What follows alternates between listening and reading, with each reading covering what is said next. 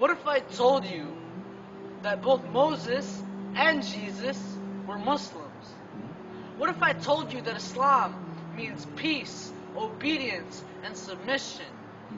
What if I told you that this life is just a test and Islam is just a continuation of Christianity and Judaism? After all, the Virgin Mary did in fact wear a veil.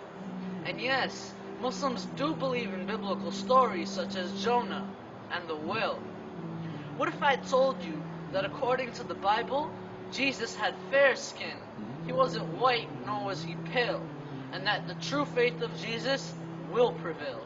What if I told you that the Bible was written hundreds of years after the death of Jesus by John, and that the modern Bible is something that man had drawn?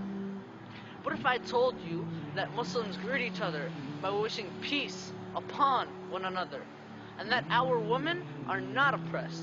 We actually believe that heaven lies underneath the feet of one's mother, and that whoever you are, or wherever you come from, if you share my faith, I shall treat and address you as my sister or my brother, because Islam doesn't tell you to be a hater, it teaches you to be a lover.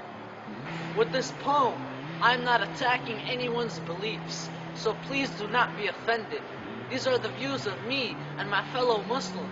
See, we believe that with Islam, the religions of the book have been extended, and with Muhammad being the seal of messengers, the prophecies have ended.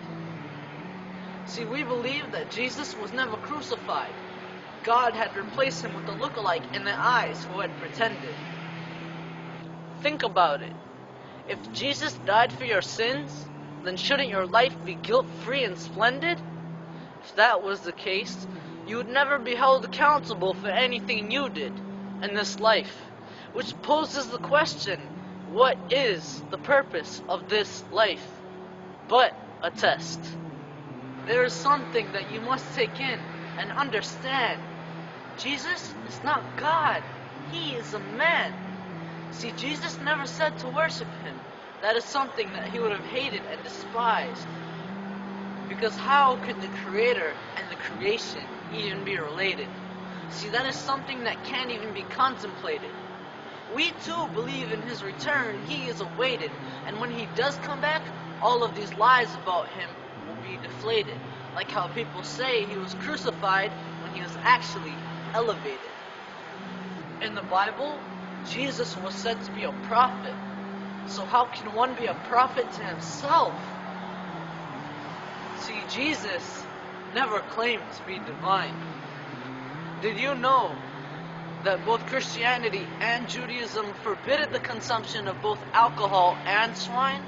And actually, it is just a myth that Jesus ever drank wine. See, because the Bible we have today was modified in order to fit into the ways of mankind. But that is wrong. We shouldn't change the words of God to fit our ways. We should change our ways to fit the words of God. I love Jesus. Don't get me wrong. In fact, he is one of the most quoted prophets in the Quran. So I suggest that you research this matter so you can pass this test. So do yourself a favor and abolish your hate, because when the sun shines from the west, it'll be too late.